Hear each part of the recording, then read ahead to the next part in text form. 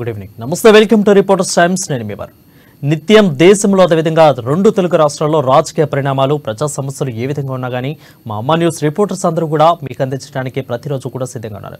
So ఈరోజు కూడా అందరూ కూడా సిద్ధంగా ఉన్నారు. ఇక స్టార్ట్ చేస్తే కడపలో ఎంపీ అవినాష్ రెడ్డి అయితే ఎన్నికల ప్రచారాన్ని సంఖ్యారంగా పూరించారు. సో జగన్ సిద్ధమన్న దానికి కూడా ఎంపీ అవినాష్ కూడా దానికి సిద్ధమన్నట్లుగా మండలంలో అదేవిధంగా కడపలో అవినాష్ రెడ్డి ప్రచారాన్ని మొదలుపెట్టారు. అయితే పార్లమెంట్ ఎన్నికలు అయితే ఇంకా ముందుకెళ్తున్నారు ఎంపీ అవినాష్ రెడ్డి మరోసారి. సో అయితే అవినాష్ రెడ్డి సమక్షంలో కూడా టీడీపీ నేతలు కూడా చాలా మంది టీడీపీ శ్రేణులు పార్టీలో చేరారు. దీనిపై మరింత సమాచారం మా ప్రతినిధి యూసఫ్ లైవ్ ద్వారా అందిస్తారు.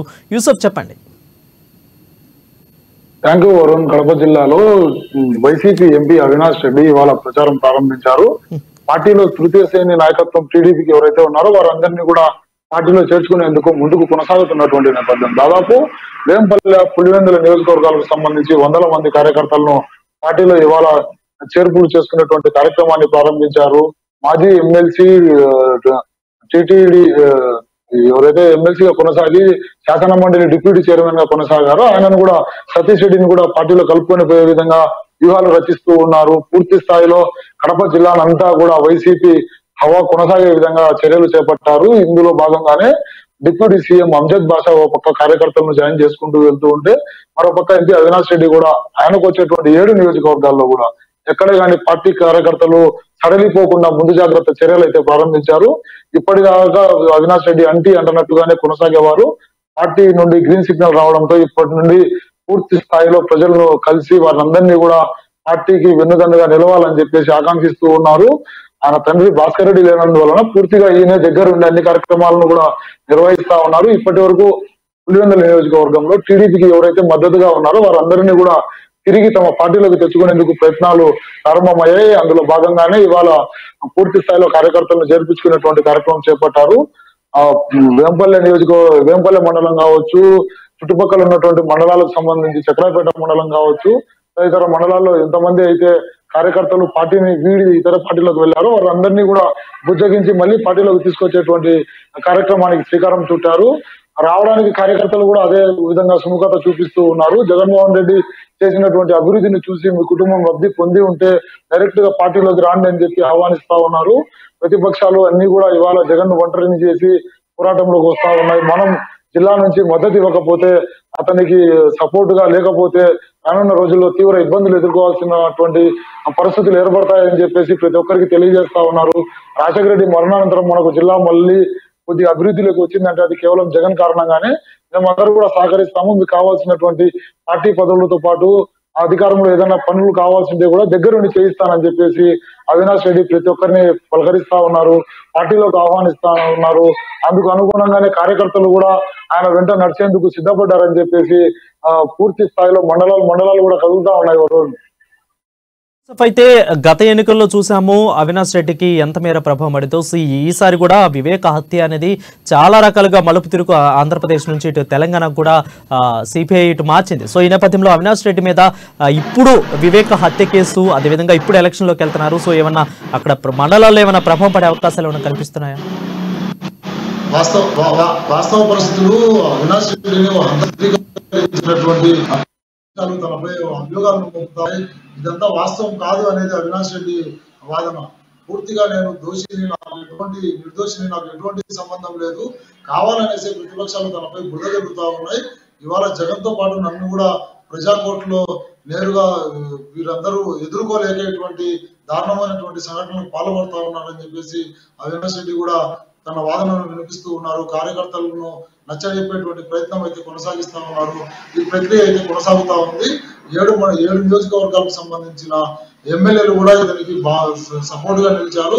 వారు కూడా ప్రజల వద్దకు ఇదే విషయాన్ని తీసుకువెళ్తూ ఉన్నారు. అందరినీ కలుపుకొని ముందుకు కొనసాగేటువంటి ప్రయత్నం కొనసాగుతా ఉంది. సీఎం సొంత జిల్లాలో ఏ నియోజకవర్గం కోల్పోయినప్పటికీ అది పూర్తిగా రాష్ట్ర వ్యాప్తంగా తన ప్రభావం చూపుతుందని చెప్పేసి ఇప్పటికే పార్టీ అధిష్టానం కూడా వీరికి ఆదేశాలు ఇచ్చినట్లు స్థానికంగా ఉన్నటువంటి నాయకులు తెలియజేస్తున్నటువంటి పరిస్థితి ఎవరు. అయితే యూసఫ్ చూసుకున్నట్లయితే చాలా మంది కూడా టీడీపీ శ్రేణులు వైసీపీలో అవినాష్ రెడ్డి సమక్షంలో చేరినట్లు తెలుస్తుంది. వీళ్ళు ఎవరైనా అక్కడ టీడీపీ ప్రముఖులు ఉన్నట్లు తెలుస్తుందో, అసలు ఎందుకు వాళ్ళు పార్టీని టీడీపీని వీడాల్సిన అవసరం అక్కడ ఏం ఏర్పడింది?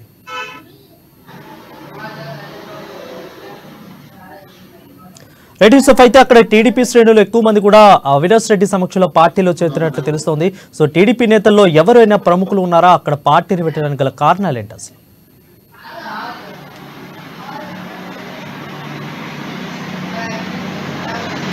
Right, thank you Yusuf for the updates. Next మనం నల్గొండ వెళ్దాం. నల్గొండలో అయితే బీఆర్ఎస్ లో వివాదాలు మొదలైనవి చెప్పుకోవచ్చు. అయితే శాసనమండలి చైర్మన్ గుత్తా సుఖేందర్ రెడ్డికి వర్సెస్ మాజీ మంత్రి జగదీష్ రెడ్డికి విభేదాలు మొదలైనట్లు తెలుస్తుంది. అయితే గుత్తా అమిత్ పొలిటికల్ ఎంట్రీని జగదీష్ రెడ్డి అడ్డుకుంటున్నారన్నట్లు ఆరోపణలు మొదలవుతున్నాయి. దీని మీద పూర్తి అప్డేట్స్ మా ప్రతినిధి దశరథ లైవ్ ద్వారా అందిస్తారు. దశరథ, చెప్పండి.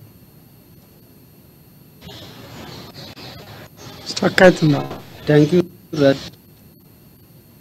నల్లగొండ జిల్లా బిఏ పార్టీలో వర్గ విభేదాలు రోజు రోజుకు తారస్థాయి చేస్తున్నాయి. ఈ నేపథ్యంలో ఆ గుత్తా సుఖేందర్ రెడ్డి తనయుడు గుత్తా అమిత్ రెడ్డి పొలిటికల్ ఎంట్రీకి ఆ జగదీష్ రెడ్డి అడ్డుపుల్ల వేస్తున్నట్టు తెలుస్తుంది. ఈ నేపథ్యంలో గుత్తా సుఖేందర్ రెడ్డి వర్గీయులు ఆగ్రహం వ్యక్తం చేస్తున్నారు. ఇటీవలలో మధ్యన మునుగోడు ఉప ఎన్నికల్లో గుత్తా అమిత్ రెడ్డికి ఎమ్మెల్యేగా టికెట్ కావాలని గుత్తా సుఖేందర్ రెడ్డి ఆశించినప్పటికీ జగదీష్ రెడ్డి హైకమాండ్ వద్దకు వెళ్ళి గుత్తా అమిత్ రెడ్డికి టికెట్ రాకుండా అడ్డుకున్నట్టు తెలుస్తుంది. అదేవిధంగా గతంలో 2 పర్యాయాలు ఎంపీగా చేసిన గుత్తా సుఖేందర్ రెడ్డి ఈసారి తన కుమారునికి ఏ విధంగానైనా నల్లగొండ పార్లమెంట్ టికెట్ ఇవ్వాలని గట్టి కోరుతున్నప్పటికీ జగదీష్ రెడ్డి వర్గీయులు మొత్తానికి అమిత్ రెడ్డికి టికెట్ రాకున్నట్టు తెలుస్తుంది. ఈ నేపథ్యంలో ఏదేమైనప్పటికీ గుత్తా సుఖేందర్ రెడ్డి మాత్రం ఈసారి తన కుమారుడికి గుత్తా అమిత్ రెడ్డికి తప్పనిసరిగా టికెట్ ఇచ్చే విధంగా చర్యలు తీసుకోవాలని హైకమాండ్ను అయితే కోరడం జరిగింది. అదేవిధంగా ఏదైతే గుత్తా అమిత్ రెడ్డి టికెట్ ఆశిస్తున్నారో వాటిని జగదీష్ రెడ్డి అనుచరులు దీన్ని తీవ్రంగా వ్యతిరేకిస్తున్న నేపథ్యంలో గుత్తా సుఖేందర్ రెడ్డి తీవ్ర అసహనానికి గురై తాడోపేడో తెలుసుకునేందుకు హైకమాండ్నే తెలుసుకుందామని దాని విషయం పైన సిద్ధమైనట్టు తెలుస్తుంది. ఏదేమైనప్పటికీ నల్లగొండ జిల్లా పార్లమెంటు నియోజకవర్గంలో గుత్తా సుఖేందర్ రెడ్డి నేతృత్వంలో ఏమైనప్పటికీ గుత్తా తనయునికి టికెట్ ఇవ్వాలని వర్గీయులు అయితే పెద్ద ఎత్తున ఆగ్రహం వ్యక్తం చేస్తున్నారు. ఏదేమైనప్పటికీ నల్లగొండ జిల్లా బీఆర్ఎస్ పార్టీలో రోజు రోజుకు వర్గ విభేదాలు తారస్థాయికి చేరుకున్నాయని చెప్పుకోవచ్చు. అయితే ఇద్దరు కూడా ఒకే సామాజిక వర్గానికి చెందిన నేతలు, అదేవిధంగా ఇద్దరు కూడా ఒకే వర్గానికి చెందిన నేతలు అని చెప్పుకోవచ్చు. సో వీరిద్దరికి తాడపేడో తేల్చుకోవడానికి వినడానికి ప్లస్ హైకమాండ్ సిద్ధంగా ఉందా వీళ్ళని పుచ్చుకించడానికి, వీళ్ళిద్దరి మధ్య సర్దుబాటు చేయడానికి? ఎందుకంటే ఆల్రెడీ పక్క కాళేశ్వరం ప్రాజెక్టు, అదేవిధంగా ప్రతిపక్ష అధికార పక్షాలకి మాటల యుద్ధం, సవాళ్ళ మీద ప్రతి సవాల్లో నిరూపణలు చూస్తున్నాడు. సో ఈ మధ్యలో వీళ్ళ మీద ప్రత్యేక దృష్టి పెడతానికి కూడా హైకమాండ్ సిద్ధంగా ఉందా? ఈ నేపథ్యంలో హైకమాండ్ కూడా ఎవరికో ఒకరు టికెట్ ఇచ్చి వారిని భుజగించే ప్రయత్నం చేస్తున్నట్టు కనపడుతుంది. ఏదేమైనప్పటికీ ఇరుగు వర్గాల మధ్యన గట్టి పోటీ అయితే కనపడుతుందని చెప్పుకోవచ్చు. Dasharatha for the updates. Next మనము మంచిర్యాల వెళ్దాం. మంచిర్యాలలో మా ప్రతినిధి నరేష్ అందుబాటులో ఉన్నారు. అయితే మంచిర్యాల జిల్లాలో అనుమతుల పేరుతో మున్సిపాలిటీలో పూర్తిగా అక్రమాలు అయితే జోరందుకుంటుందని చెప్పుకోవచ్చు. దాదాపు పట్టణ ప్రణాళిక రెవెన్యూ భాగంలో పూర్తిగా అవినీతులు వెలుగు చూస్తున్నాయి. అయితే ఇంటి ట్యాక్స్ ప్రొసీడింగ్కు దాదాపు 25,000 రూపాయల చొప్పున అయితే వాళ్ళ అక్రమాలకు పాల్పడుతున్నట్లు తెలుస్తుంది. ఇంటి యజమాని పేరు మార్చాలంటే దాదాపు 8,000 నుంచి 10,000 రూపాయలు కూడా డబ్బులు దండుకున్నట్లు తెలుస్తోంది మున్సిపాలిటీలో. దీని మీద పూర్తి అప్డేట్స్ మా ప్రతినిధి నరేష్ అందిస్తారు. నరేష్, చెప్పండి. Thank you Varun. ఇటు మంచిర్యాల జిల్లాలోని ఉన్నటువంటి మంచిర్యాల జిల్లా కేంద్రంలో ఉన్నటువంటి మంచిర్యాల పురపాలక సంఘంలో అవినీతి అక్రమాల జోరందుకున్నాయి. ఇటు అనుమతుల పేరుతోటి అక్రమాలు చోటు చేసుకున్నాయని చెప్పవచ్చు.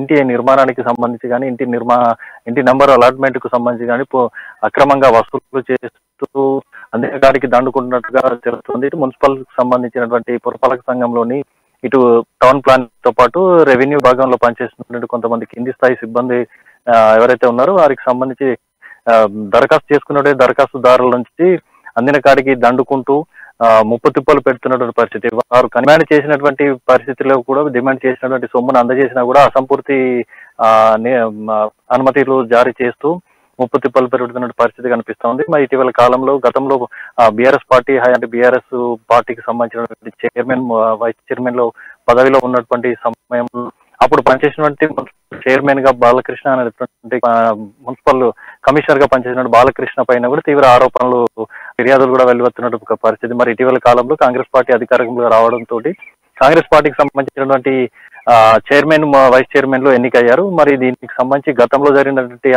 అక్రమాలు ఏవైతే ఉన్నాయో ఒక్కొక్కటిగా వెలుగులోకి వస్తూ చైర్మన్ కు సంబంధించి ఫిర్యాదులు వెలువెత్తున్నటువంటి పరిస్థితి గత 2 రోజుల నుంచి కనిపిస్తా ఉంది. మరి ఇది ఇందుకు సంబంధించినటువంటి సప్తగిరి మంచిర్యాల పట్టణంలో నుండి సప్తగిరి కాలనీకి సంబంధించినటువంటి సౌజన్య రాణి అనే ఒక బాధిత మహిళ 2014లో ఇంటి అనుమతుల కోసం దరఖాస్తు చేసుకోగా అప్పుడున్నటువంటి కమిషనర్ హయాంలో పనిచేసినటువంటి అటెండర్ ఎవరైతే ఉన్నారో ఫక్రుద్దీన్ అటెండర్ ఈ సదరు మహిళ నుంచి అన్ని అనుమతి పత్రాలు ఉన్నా కూడా 25,000 రూపాయలు డిమాండ్ చేస్తూ 25,000 సొమ్మును అక్రమంగా వసూలు చేశాడు. మరి అందుకు సంబంధించినటువంటి పూర్తి స్థాయిలో కూడా కేవలం ఇంటి ట్యాక్స్ కు సంబంధించిన ప్రొసీడ్ అప్పగించి అసంపూర్తి అనుమతులు ఇచ్చాడంటూ తాను ఇటీవల కాలంలో బ్యాంకు రుణాని కోసం బ్యాంకుకు వెళ్ళగా సదరు పత్రాలు అందజేయడంతో స్థాయిలో నీకు ఇంటి నిర్మాణానికి సంబంధించినటువంటి అనుమతి లేదంటూ తిరస్కరించినట్టుగా తెలుస్తుంది. ఈ క్రమంలోనే తనకు జరిగిన అన్యాయాన్ని ఇటు మున్సిపల్ చైర్మన్ ఇటీవల కాలంలో ఎన్నికైన మున్సిపల్ చైర్మన్ రావులపలయకు ఫిర్యాదు చేయడంతో ఒక్కొక్కటిగా బాధితులకు సంబంధించిన ఒక్కొక్క ఫిర్యాదులు గత 2 రోజుల నుంచి చూడనటువంటిగా చైర్మన్ తెలిపారు.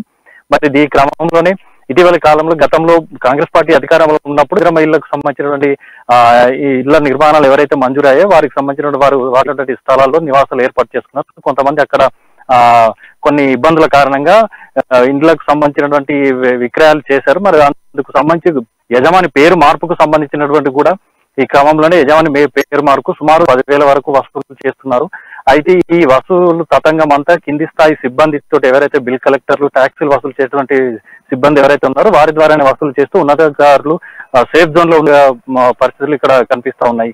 మరి ఇందుకు సంబంధించినటువంటి వివరాలపై ఇటు మున్సిపల్ కమిషనర్ కానీ చైర్మన్ కానీ సంప్రదించినప్పుడు కమిషనర్ ఎవరైతే ఉన్నారో మాకు ఫిర్యాదులు ఇటీవల కాలంలోనే ఇప్పటికే అందుతున్నాయి. మరి ఇందుకు సంబంధించి చర్యలకు ఇలాంటి అక్రమ వసూళ్లకు పాల్పడ్డటువంటి సిబ్బంది ఎవరైతే ఉన్నారో వారిపై పూర్తి స్థాయిలో విచారణ జరిపి వారిపై చర్యలు తీసుకుంటామని మున్సిపల్ కమిషనర్ తెలిపారు. అలాగే గతంలో పనిచేసినటువంటి బాలకృష్ణ కమిషనర్ ఎవరైతే ఉన్నారో అతనితో పాటు అతని వద్ద పనిచేసినటువంటి అటెండర్ ఫక్రుద్దీన్ పైన తీవ్ర స్థాయిలో ఆరోపణలు కూడా ఫిర్యాదులు కూడా వచ్చినటువంటి నేపథ్యంలో మున్సిపల్ చైర్మన్ రావుల ఉప్పలయ్య ఇందుకు సంబంధించినటువంటి అతని అక్రమాలకు సంబంధించినటువంటి పూర్తి స్థాయిలో కూడా తన విచారణ చేపట్టేందుకు విజిలెన్స్ శాఖ కూడా సిఫారసు చేస్తానని చెప్పడం జరిగింది. మరి ఈ క్రమంలోనే మంచిర్యాల జిల్లా కేంద్రంలో ఉన్నటువంటి మంచిర్యాల మున్సిపాలిటీలో ఇంత అవినీతి అక్రమాలు చోటు చేసుకోవడానికి బీఆర్ఎస్ ప్రభుత్వం యొక్క పరిపాలనకు అద్దం పడుతున్నట్టుగా తీవ్ర స్థాయిలో ప్రజలు కూడా ఆగ్రహంతో ఉన్నటువంటి పరిస్థితి కనిపిస్తోంది.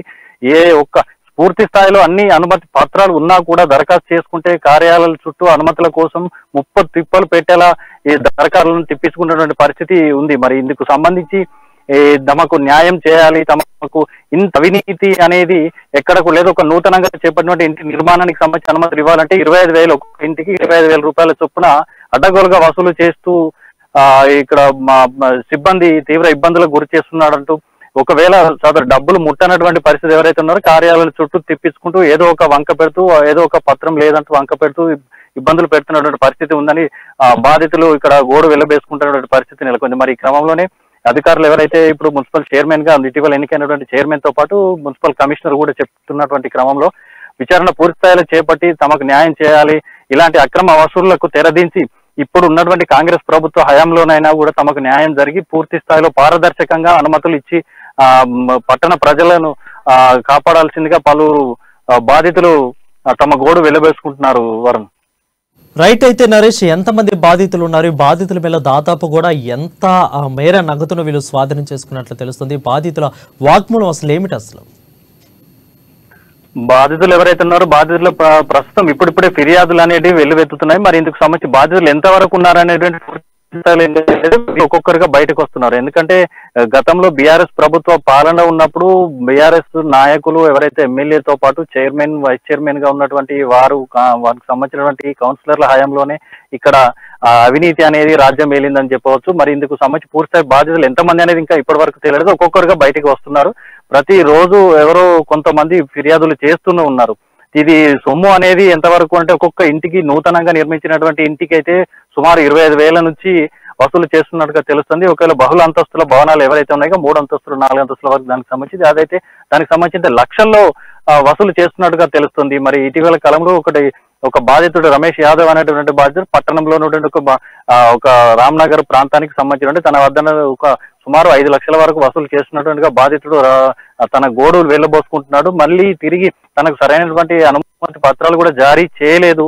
మళ్ళీ అనుమతి పత్రాలు జారీ చేయకుండానే నన్ను ముప్పతిప్పలు పెడుతున్నాడంటూ ఇంకో ఫిర్యాదు చేయడంతో ఒక్కొక్క బాధితులు అనేది బయటకు వస్తున్నటువంటి పరిస్థితి. మరి ఈ మేరకు సుమారు లక్షల నుంచి ఉన్నటువంటి వసూలు చేసినటువంటి సందర్భంలో కోట్లలో కూడా ఇంత అవినీతి అక్రమాలకు పాల్పడినట్టు దానికి సంబంధించి గతంలో పనిచేసినటువంటి అధికారులే కావచ్చు, ఇప్పుడు పనిచేస్తున్నటువంటి కింది స్థాయి సిబ్బంది కూడా చేతివాటం ప్రదర్శిస్తున్నటువంటి పరిస్థితితోటి దరఖాస్తుదారులు మున్సిపల్ కార్యాలయానికి అడుగు పెట్టాలంటే జంకుతున్నటువంటి పరిస్థితి ఉంది. నూతన ఇంటి నిర్మాణాలు చేపడుతున్న వారైతే తమకు మున్సిపాలిటీలో అన్ని అనుమతి పత్రాలు అన్ని సరైనటువంటి పత్రాలు తోటి దరఖాస్తు చేసినా కూడా తమకు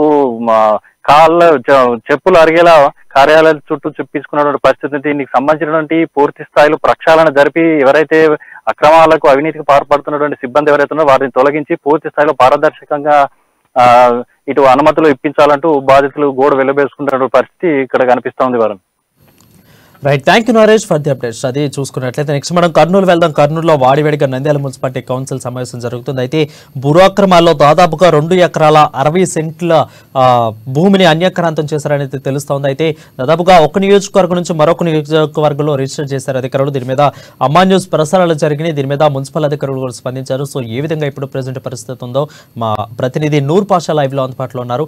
నూర్ పాషా, చెప్పండి. Thank you Varun.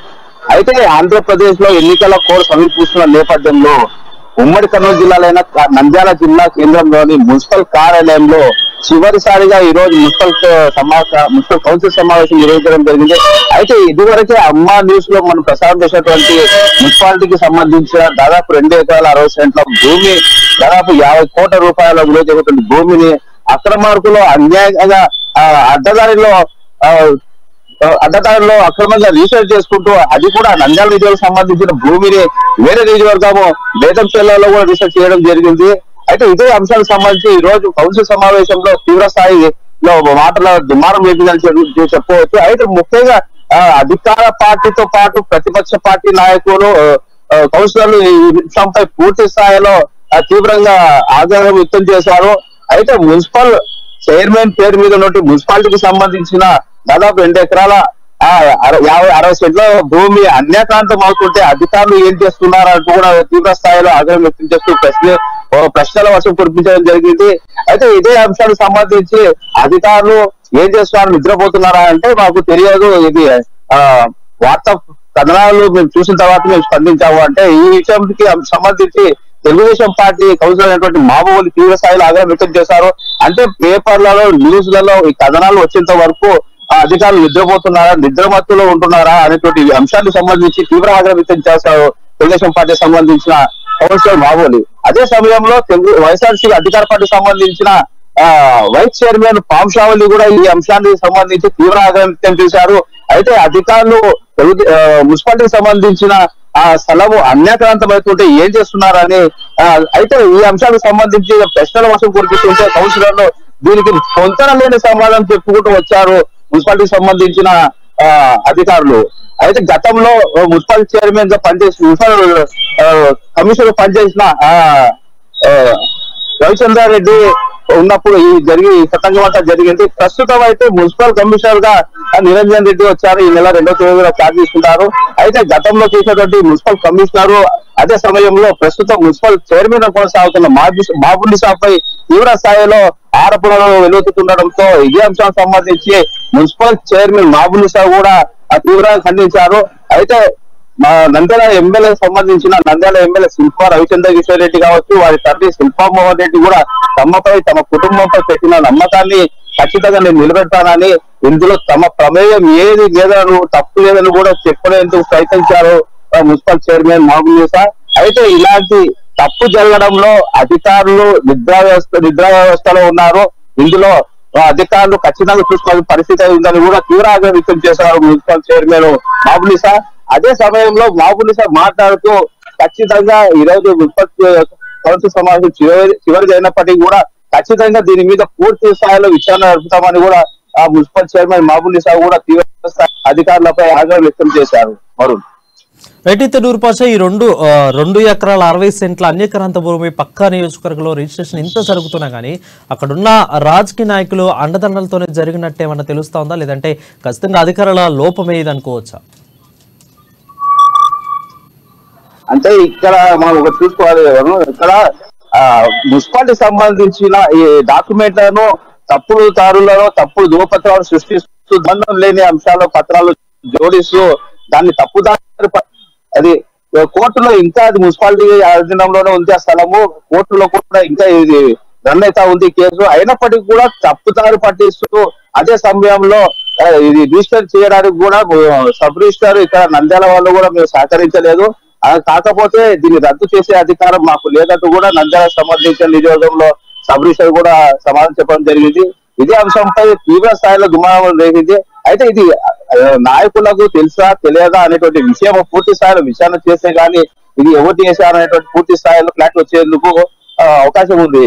Varun, thank you Noorupasha. అది చూసుకున్నట్లయితే కర్నూలు జిల్లాలో జరుగుతున్న మున్సిపాలిటీలో 2 ఎకరాల 60 సెంట్ల భూమిని అన్యక్రాంతం చేసినట్లు తెలుస్తోంది. Thank you Noorupasha for the updates.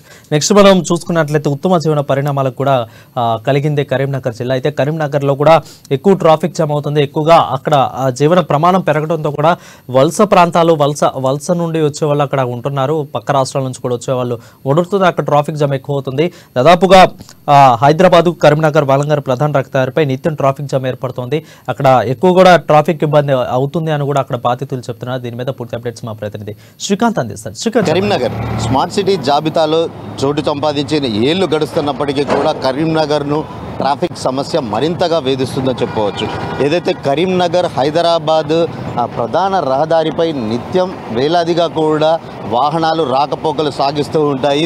అయితే భారీగా కూడా ట్రాఫిక్ జామ్ అవుతున్న పరిస్థితి నెలకొంది. హైదరాబాద్ నుండి కరీంనగర్ నుండి వరంగల్ ప్రధాన రహదారి అవడంతో ఎన్టీఆర్ జంక్షన్ వద్ద కూడా ట్రాఫిక్ పోలీసుల సమన్వయం లేకపోవడంతో ఇక్కడ కిలోమీటర్ల మేర ట్రాఫిక్ స్తంభిస్తున్న పరిస్థితి అయితే నెలకొంది. ఇప్పుడే మన అమ్మా న్యూస్ కెమెరా బృందాన్ని చూసిన ట్రాఫిక్ పోలీసు ట్రాఫిక్ క్రమబద్ధీకరణ చేస్తుండడం విజువల్స్లో చూడొచ్చు. అయితే దీనికి సంబంధించి కరీంనగర్లో నిత్యం ఏదైతే వేలాదిగా ఈ వాహనాలు ఈ మార్గాన ప్రయాణిస్తూ ఉంటాయి. ఇందుకు సంబంధించి ఒక ఫ్లైఓవర్లు ప్రతిపాదన కూడా వినిపిస్తుంది. అంటే ఈ ట్రాఫిక్లో అంబులెన్స్లు అత్యవసర సర్వీసులు ఏదైతే హైదరాబాదుకి వెళ్ళాల్సిన అంబులెన్స్లు ఇలాంటి ట్రాఫిక్లో ఇరుక్కుంటే ఆ పరిస్థితి ఏంటి, ఆ పేషెంట్ పరిస్థితి ఏంటంటూ కూడా ఆందోళన వ్యక్తమవుతున్న పరిస్థితి అయితే ఉంది. అంటే కిలోమీటర్ల మేర కూడా ట్రాఫిక్ స్తంభించిపోవడము, అసలే ఎండాకాలం ఈ ఎండలో నిమిషాల తరబడి నిలబడడం ఏంటి అంటూ కూడా నగరవాసులు అయితే ఆగ్రహం వ్యక్తం చేస్తున్న పరిస్థితి అయితే ఉంది. అంటే ట్రాఫిక్ సిగ్నల్స్ ఏర్పాటు చేసినప్పటికీ కూడా వాటి వినియోగాన్ని మాత్రం ఇప్పటికీ ట్రాఫిక్ పోలీసులు మాత్రం అమలు పరచట్లేదు. దీనివల్ల కూడా ట్రాఫిక్ మరింతగా కూడా సమస్య తీవ్రతరం అవుతుందని కూడా చెప్పవచ్చు. మొత్తానికి కరీంనగర్ హైదరాబాద్ వరంగల్ ప్రధాన రహదారిపై రోజు వేలాదిగా కూడా వాహనాలు రాకపోకలు సాగిస్తుంటాయి. అయితే ఈ క్రమంలో భాగంగా ఈ ఎన్టీఆర్ జంక్షన్ వద్ద మాత్రం కిలోమీటర్ల మేర ట్రాఫిక్ జామ్ అవుతుండడం పట్ల నగరవాసులు అయితే ఆగ్రహం వ్యక్తం చేస్తున్న పరిస్థితి. Thank you Srikanth. అది చూసుకున్నట్లయితే కరీంనగర్లో పూర్తిగా ట్రాఫిక్ పరిస్థితి. నెక్స్ట్ మనము కొన్ని రోజుల నుంచి చూస్తూనే ఉన్నాము. నిన్న జరిగిన సభలో రేవంత్ రెడ్డి చేవేళ్ల సభలో మాట్లాడిన మాటలకి ఏ విధంగా మాట్లాడారో ఒకసారి మనం చూసుకున్నట్లయితే తను కార్యకర్త స్థాయి నుంచి సీఎం స్థాయికి ఎదిగానని, తండ్రి పేరు చెప్పుకొని ఇక్కడికి పదవులు తీసుకోలేదని, అదేవిధంగా అలాగే కేటీఆర్కు దమ్ముంటే వచ్చే పార్లమెంట్ ఎన్నికల్లో ఒక్క సీట్ అయినా గెలిచి చూపించాలని అయితే చెప్పారు. సో ఈ నేపథ్యంలో ఎక్కువగా వీళ్ళిద్దరి మధ్య మాటల యుద్ధం జరిగింది. రేవంత్ రెడ్డి కూడా ఎంతో ఆగ్రహంతో ఎంతో మాట్లాడుతూనే ఉన్న పరిస్థితి మనం గమనించాం. అయితే దానికి సంబంధించి కేటీఆర్ కూడా ఈరోజు స్పందించారు. ఖచ్చితంగా వర్కింగ్ ప్రెసిడెంట్ మాజీ మంత్రి కేటీఆర్ రేవంత్ రెడ్డి మీద సంచలన వ్యాఖ్యలు చేశారు. ఖచ్చితంగా తాను ఎమ్మెల్యే పదవికి రాజీనామా చేస్తానని, తాను కూడా సీఎం పదవికి రాజీనామా చేసి ఇద్దరం కూడా నీ నియోజకవర్గం మల్కాజ్గిరి నియోజకవర్గానికి వచ్చి ఇక్కడ ఉండి ఇక్కడ నువ్వు రాజీనామా చేయి, నేను నా పదవికి రాజీనామా చేస్తాను, నా ఎమ్మెల్యే పదవికి ఇద్దరం కూడా కలిసి ఇక్కడ నుంచి పోటీ చేస్తాం, అప్పుడేందో దమ్ము తేల్చుకుందాం అన్నట్టు రేవంత్ రెడ్డికి సవాల్ విసిరారు. సో ఈ నేపథ్యంలో రేవంత్ రెడ్డి ఏ విధంగా స్పందిస్తారు మనం ఖచ్చితంగా చూడాలి. అయితే ఇద్దరు కలిసి ఇక్కడ తీసుకున్నట్లు మనకు తెలుస్తూ ఉంది. అంటే ఇద్దరు సవాళ్లకు ప్రతి సవాళ్ళు కూడా ఏర్పడుతున్న పరిస్థితిని మనం గమనిస్తూ ఉన్నాం. అయితే మల్కాజ్గిరిలో అంటే ఆల్రెడీ రేవంత్ రెడ్డి కూడా మల్కాజ్గిరిని పోటీ చేసి గత ఎన్నికల్లో ఓడిపోయారు. సో ఇదే నేపథ్యంలో ఇప్పుడు మల్కాజ్గిరిని తీసుకోవాలి అన్నట్లు కేటీఆర్ మాట్లాడారు. అంటే రాష్ట్రం మొత్తాన్ని కూడా చిల్లబలం చెందు ఖచ్చితంగా మల్కాజ్గిరి కొత్త మల్కాజ్గిరిలో చూసుకుందాం, నీ పార్టీ నుండి నా పార్టీ నుండి నేను వస్తానైతే కేటీఆర్ రేవంత్ రెడ్డికి సవాల్ విసిరారు. దీని మీద పూర్తి అప్డేట్స్ మా ప్రతినిధి హరీష్ లైవ్ లో అందుబాటులో ఉన్నారు. హరీష్, చెప్పండి, అసలు సవాళ్ళ మీద ప్రతి సవాళ్ళను మనం ఈ రోజు నిన్న చూస్తానే ఉన్నాము. సో ఏ విధంగా చూడాలి దీన్ని, అసలు సవాళ్ళు ఇవి ఏ విధంగా పోతున్నాయి? రైట్ వరుణ్, ఏదైతే పార్లమెంట్ ఎన్నికలు సమీపిస్తున్న తరంలో ఇక్కడ పార్టీలు అంటే పరస్పర ఆరోపణలు కావచ్చు, సవాళ్లు వీసుకుంటున్న ఆ క్రమం కనిపిస్తుంది. ఇక్కడ కాంగ్రెస్ పార్టీకి సంబంధించి కూడా అధికార ఆ పార్టీ పైన ఇక్కడ బీఆర్ఎస్ బీజేపీ ఇక తీవ్ర సవాళ్లు కావచ్చు, విమర్శలు గుప్పిస్తున్న పరిస్థితులు ఏర్పడి, ఎందుకంటే గత అసెంబ్లీలో రాష్ట్రంలో అధికారంలోకి వచ్చింది కాబట్టి ఇప్పుడు ఈ సవాళ్ళు అంటే వచ్చే పార్లమెంట్ ఎన్నికలు దగ్గర పడుతున్న తరుణంలో ఇప్పుడు ఆ పార్టీలన్నిటి కూడా ఎన్నికలకు సిద్ధమయ్యి ఇక మరోవైపు ఇక్కడ ఏదైతే పార్టీ కాంగ్రెస్ పార్టీకి సంబంధించి కూడా గత ఇప్పుడు కొనసాగుతున్న ప్రతిపక్ష పార్టీలు ఇక విమర్శిస్తున్న పరిస్థితులు కనిపిస్తున్నాయి. ఇక ప్రధానంగా ఈ రోజు సీఎం రేవంత్ రెడ్డికి ఏదైతే సంచలనంగా కూడా మాజీ మంత్రి ఎప్పుడు ప్రస్తుతం కొనసాగుతున్న బీఆర్ఎస్ ఎమ్మెల్యే కేటీఆర్ సవాల్ విసిరాడు. ఇక సవాల్ కూడా సంచలనంగా మారుతుంది. ఇక రాజకీయాల్లో కూడా చర్చ కొనసాగుతుంది. దీనిపైన కూడా కాంగ్రెస్ పార్టీ సంబంధించిన నేతలు కూడా విమర్శిస్తున్న పరిస్థితి ఉంది. వాళ్ళు ఏదైతే కేటీఆర్ కౌంటర్ పైన కూడా విమర్శిస్తున్న పరిస్థితులు కనిపిస్తున్నాయి. ఇక ప్రధానంగా కేటీఆర్ కి సంబంధించి ఆయన కాసేపటి క్రితమే ఒక సంచలన వ్యాఖ్యలు చేశారు. సీఎం రేవంత్ రెడ్డికి సంబంధించి కూడా ఆయన సీఎం పదవికి రాజీనామా చేయాలి. ఇక కొడంగల్ సంబంధించి ఎమ్మెల్యే కొనసాగుతున్నారు, ఎమ్మెల్యేగా రాజీనామా చేయాలి. నేను సిరిసిల్లగా నుంచి కూడా ఎమ్మెల్యేగా ప్రాతినిధ్యం వహిస్తున్నాను, అక్కడ సిరిసిల్ల నుంచి కూడా నేను రాజీనామా చేస్తా. ఇప్పుడు వచ్చే పార్లమెంట్ ఎన్నికల్లో మల్కాజ్గిరి స్థానంలో ఇద్దరం కలిసి పోటీ చేద్దాం, నువ్వా నేనా తెలుసుకుందాం అని ఇట్లా సంచలన కామెంట్స్ చేశారు. ప్రధానంగా గత కొన్ని రోజులుగా చూస్తున్నాం కేటీఆర్ సంబంధించి కావచ్చు, ఇక్కడ కాంగ్రెస్ పార్టీకి సంబంధించి కాళేశ్వరం ఇష్యూ కావచ్చు, ఇతర అంశాలపైన ఇతర ఏదైతే శాఖలపైన కావచ్చు, ఇతర రంగాలపైన విద్యుత్ సంబంధించిన విద్యుత్ శాఖ పైన కూడా శ్వేతపత్రాలు రిలీజ్ చేస్తూ వస్తుంది. గత ప్రభుత్వం 10 ఏళ్ళలో కూడా దోపిడీ జరిగింది. ఇక ఏదైతే కాళేశ్వరం పార్టీతో కూడా భారీ అవినీతి జరిగిందని కూడా ఆరోపణలు చేస్తున్న ఆ పరిస్థితుల్లోనే దాంతో రేపు మేడిగడ్డ ప్రాజెక్టుకు బీఆర్ఎస్ చెలో బీఆర్ఎస్ మేడిగడ్డ బ్యారేజ్ పిలుపునిచ్చారు. ఇక్కడ రంగారెడ్డి ఎత్తిపోతల పథకం సంబంధించి కూడా రేపు కాంగ్రెస్ పార్టీ చెలో పాలమూరు సభ పిలుపునిచ్చింది. ఈ నేపథ్యంలో కేటీఆర్ సవాలుకు సంబంధించి కూడా ఇప్పుడు సంచలనంగా చర్చ జరుగుతున్నట్టుగా తెలుస్తుంది. ఇక గత అసెంబ్లీ ఎన్నికల్లో కూడా సీఎం రేవంత్ రెడ్డి సభా వేదికగా ఏదైతే గత ప్రభుత్వం సంబంధించిన కేటీఆర్ మేనేజ్మెంట్ కోటా కింద కూడా కొంతమంది ఎమ్మెల్యేగా వచ్చారని కూడా బీఆర్ఎస్ ఎమ్మెల్యేలను ఉద్దేశిస్తూ మాట్లాడారు. ఇప్పుడు దానికి కౌంటర్ గా కూడా ఇప్పుడు కేటీఆర్ వ్యాఖ్యలు చేశారు. మేము మేనేజ్మెంట్ ఎమ్మెల్యేకు కింద వస్తే ఇక రాహుల్ గాంధీ, ప్రియాంక గాంధీ ఏ కోటా నుంచి వచ్చారు, ఇక రేవంత్ రెడ్డికి సంబంధించి కూడా ఆయన పేమెంట్ కోటా నుంచి వచ్చారు. ఢిల్లీకి బ్యాగులు మోయాలి ఇక్కడ కాబట్టి ఇప్పుడు ఇక్కడ కొనసాగుతున్న ఏదైతే బిల్డర్లకు సంబంధించి గృహ నిర్మాణ అనుమతులు ఇస్తలేరు, వీటన్నిటికీ ఏదైతే ఆ డబ్బు సేకరించి ఢిల్లీకి బ్యాగులన్నిటి కూడా మోస్తారని ప్రధానమైన ఆరోపణలు చేశారు. దీనిపైన కూడా ఇప్పుడు సీఎం రేవంత్ రెడ్డి ఎలా స్పందిస్తారు, కాంగ్రెస్ నేతలు ఈ కౌంటర్ ఈ సవాల్కి ఎలా స్వీకరిస్తారని కూడా క్లారిటీ రావాల్సి ఉంది. ఇదే అంశం పైన మనతో మాట్లాడేందుకు టీపీసీసీ అధికార ప్రతినిధి లింగం యాదవ్ ఉన్నారు. అసలు ప్రధానంగా సంచలనమైన ఒక సవాల్ను విసిరారు కేటీఆర్, రేవంత్ రెడ్డి రావాలి మల్కాజ్గిరిలో నువ్వా నేనా తెలుసుకుందామంటారు. ఎట్లా చూస్తారు ఈ సవాల్ని? ముందుగా కేసీఆర్ కు ప్రభుత్వం దిగిపోయిన తర్వాత అంటే కేటీఆర్ కు ఒక మతి భ్రమించి మాట్లాడుతున్నాడు. ఎందుకంటే కేటీఆర్ ముఖ్యమంత్రి కావాలనుకుండు. సో 9.5 సంవత్సరాలుగా అది సాధ్యం కాలే. ఇవాళ ప్రజల చేత ఎన్నుకోబడిన ముఖ్యమంత్రిని గౌరవనీయులు రేవంత్ రెడ్డి గారు ప్రజల తీర్పుల ద్వారా ముఖ్యమంత్రిగా ఎన్నికైనటువంటి వ్యక్తిని మాట్లాడవలసిన భాష కాదు. నేను అదే చెప్తున్నా, ఇవాళ దమ్ముంటే కేటీఆర్ నువ్వు కాదు మీ అయ్యని రమ్మను, కేసీఆర్ రమ్మను. ఎందుకంటే కేసీఆర్ మాజీ ముఖ్యమంత్రి, రేవంత్ రెడ్డి గారు ముఖ్యమంత్రి, వాళ్ళిద్దరి మధ్యలో ఉంటాలే తప్ప నువ్వు ఒక బచ్చగాని, నీకేం తెలుసు అసలు, నీకు రాజకీయం తెలియదు, నీకు తెలంగాణ ఉద్యమం గురించి తెలియదు, రాజకీయం తెలియదు, నువ్వు రేవంత్ రెడ్డికి సవాల్ విసిరే అంత వ్యక్తి కాదు. దమ్ముంటే మీ అయ్యని సవాల్ విసిరేవాని. ఇంకా మీ కేసీఆర్ కనీసం అసెంబ్లీ కూడా రానటువంటి వ్యక్తి కేసీఆర్ రేవంత్ రెడ్డి మాట్లాడుకుంటే ఇక్కడ వాళ్ళు ముఖ్యమంత్రి, మాజీ ముఖ్యమంత్రి అంతే తప్ప ఈ కేటీఆర్కి ఎందుకంటే ఆయన అధికారం పోయిన తర్వాత ఒక మతి భ్రమించి మాట్లాడుతుండు. ఏం మాట్లాడుతుండో అర్థం కావట్లేదు. ఆయన చేసే చేష్టలు, మాట్లాడే భాష కూడా ఇవాళ తెలంగాణ ప్రజలందరూ కూడా చర్చించుకుంటున్నారు. ఎందుకంటే కేటీఆర్ కు అధికారం పోయిన తర్వాత తర్వాత ఇవాళ అధికారం మాదే వస్తుందని అధికార దర్పంతో అహంకారంతో మాట్లాడినటువంటి కేటీఆర్ ఇవాళ అధికారం ప్రజలు బుద్ధి చెప్పడం వల్ల ఇవాళ కేటీఆర్ కు అది అర్థం కాక మాట్లాడుతున్నాడు తప్ప ఇవాళ అందుకే చెప్తున్నాడు రేపు మేడిగడ్డ పోతున్నాడు. అయ్యా నువ్వు మేడిగడ్డ కాదు పోవాల్సింది, నువ్వు ఎర్రగడ్డ పోయి ఫస్ట్ మెంటల్ గా చెక్ చేయించుకో, అసలు నువ్వు సరిగా ఫిట్ ఉన్నావా లేదా అని ఫస్ట్ దాని గురించి చర్చించుకో తప్ప రేవంత్ రెడ్డి గురించి మాట్లాడేంత అర్హత కేటీఆర్ కు లేదు. అంటే ఇప్పుడు పేమెంట్ కోట నుంచి రేవంత్ రెడ్డి వచ్చారు, రాహుల్ గాంధీ సంబంధించి ఏ కోట నుంచి వచ్చారని కూడా ప్రశ్నిస్తున్నారు. దీనికి ఏం సమాధానం చెప్తున్నారు? అదే చెప్తున్నా, ఇవాళ తెలంగాణ ప్రజలు చాలా స్పష్టమైన తీర్పు ఇచ్చారు. ఇది ప్రజాస్వామ్యంలో ఎవరైనా ఎన్నిక కావచ్చు, ప్రజల తీర్పుకు అనుగుణంగానే ఇవాళ రేవంత్ రెడ్డి గారు ప్రజల తీర్పుకు అనుగుణంగా ముఖ్యమంత్రి కాబట్టి వ్యక్తి. ఇప్పుడు నీ లెక్క డైరెక్ట్ వచ్చి కాలేగా రేవంత్ రెడ్డిని. అదే చెప్తున్నా, ప్రజాస్వామ్యంలో ప్రజల తీర్పుకి వెళ్ళండి, ప్రజలు ఎవరికి తీర్పు ఇస్తే వాళ్ళే పట్టం కడతారు. ఇవాళ రేవంత్ రెడ్డికి ప్రజల మద్దతు, మెజార్టీ ప్రజల తెలంగాణ మద్దతు ఉంటే ముఖ్యమంత్రి అయింది తప్ప. అదే చెప్తున్నా, ఇవాళ కేటీఆర్ మాట్లాడే ఈ భాష మనం అర్థం చేసుకుంటే ఇవాళ మేడిగడ్డలో కాళేశ్వరం జరుగుతున్న అవినీతిని బయటని దాన్ని ఒక డైవర్షన్ చేయడంలో భాగంగానే ఇవన్నీ డ్రామాలు ఆడుతున్నాడు తప్ప నిజంగా కేటీఆర్ కు రేవంత్ రెడ్డి తోటి సవాల్ విసిరే అంత లేదు. ఎందుకంటే దమ్ముంటే కేసీఆర్ రమ్మనండి, కేసీఆర్ వచ్చి మాట్లాడమనండి, అప్పుడు రేవంత్ రెడ్డి సవాళ్ళు స్వీకరిస్తారు. కాంగ్రెస్ పార్టీ ఇచ్చింది 420 హామీలు, ఇప్పుడు అవి నెరవేర్చలేక దీన్ని టైమింగ్ పెంచేందుకే కాంగ్రెస్ పార్టీ ఏదైతే ఇప్పుడు తీసుకొచ్చిన మేడిగడ్డ కావచ్చు, రేపు చెలో పాలమూరు కావచ్చు, వీటన్నిటిని తీసుకొస్తున్న ముందు మీరు ఇచ్చిన హామీలను నెరవేర్చాలని కూడా ఇప్పుడు ఈ సవాల్లో ఉన్నది.